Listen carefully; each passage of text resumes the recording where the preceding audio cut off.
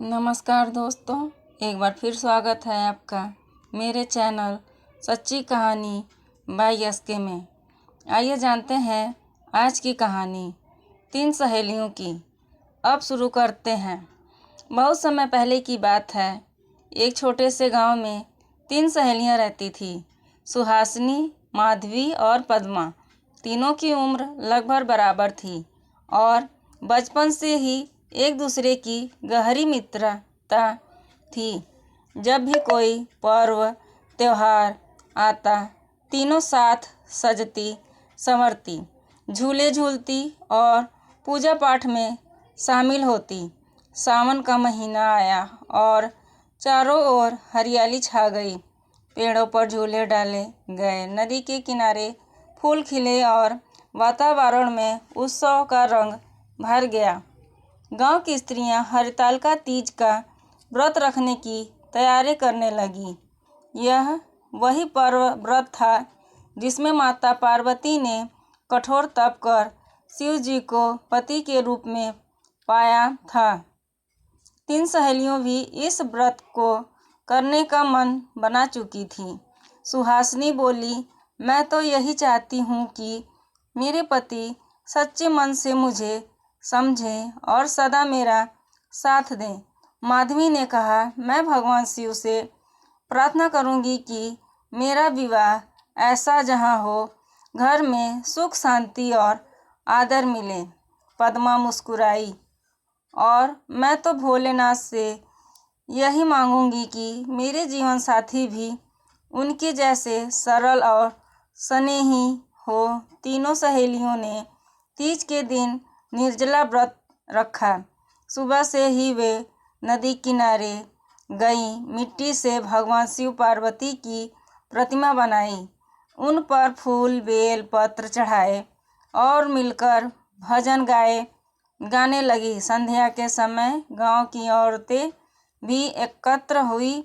सभी ने मिलकर कथा सुनी कि किस प्रकार माता पार्वती ने कठोर तप करके शिव जी को पति रूप में पाया। यह सुनकर तीनों सहेलियों के मन में श्रद्धा और विश्वास और भी दृढ़ हो गया।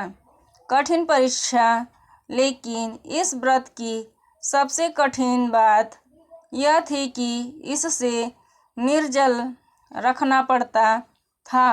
रात होते होते प्यास और भूख से तीनों सहेलियों की हालत कमज़ोर होने लगी। सुहासिनी के मन में संदेह आया, क्या मैं इतना कठोर व्रत निभा पाऊंगी? माधवी की आंखों में आंसू भर आए। काश थोड़ी सी पानी मिल जाता। मगर पद्मा ने आपको उन्होंने संभाला। नहीं बहनों, सोचो, माँ पार्वती ने कितना कठिन तप किया था। अगर हम भी धैर्य रखेंगे तो भोलेनाथ अवश्य प्रसन्न होंगे।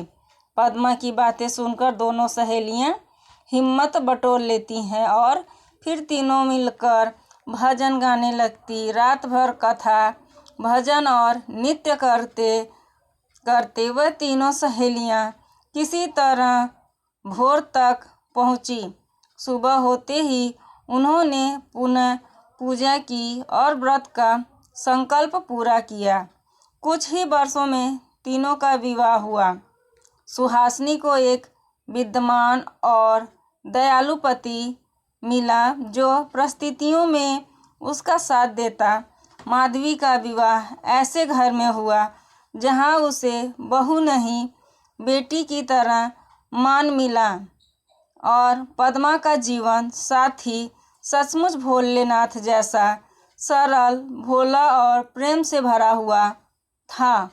तीनों सहेलियां समझ गईं कि यह सब हरितालिका तीज व्रत की शक्ति है। उन्होंने प्रण लिया कि वे हर साल इस व्रत को करती रहेंगी और आने वाली पीढ़ियों को भी इसका महत्व बताएंगी।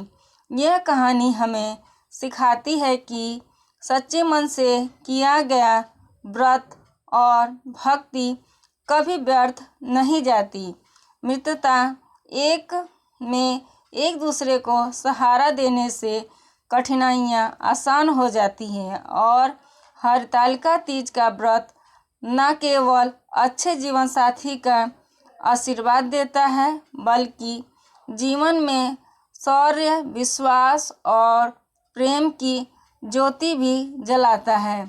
कहानी अच्छी लगी हो तो अपने दोस्तों के साथ शेयर करें और मेरे चैनल को लाइक, सब्सक्राइब और कमेंट बॉक्स में हर हर महादेव ज़रूर लिखें। धन्यवाद।